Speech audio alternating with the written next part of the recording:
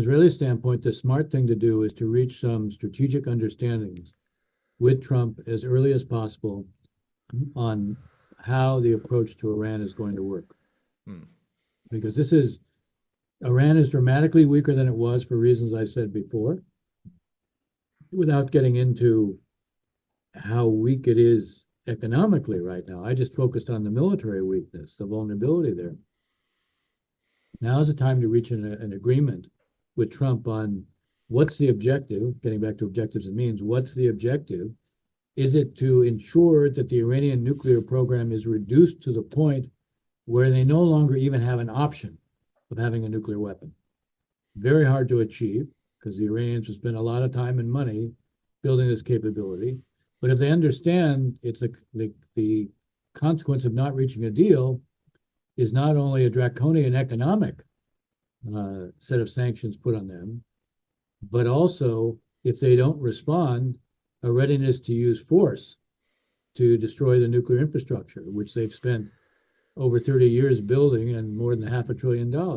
So So the lead question is, do you think that this administration will ask Israel, it's a pretty bold question, but do you think they'll ask Israel to strike the Iranian nuclear facilities?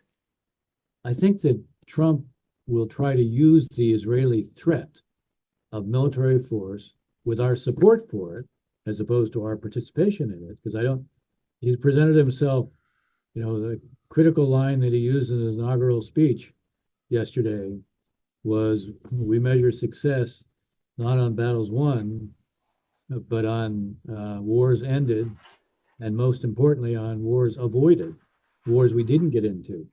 So he wants to present himself as a peacemaker, and he'll use maximum pressure, meaning economic pressure, but he can use the threat of Israeli force with our support for it to convince the Iranians that they could lose their entire military nuclear infrastructure unless they're prepared to reach an agreement.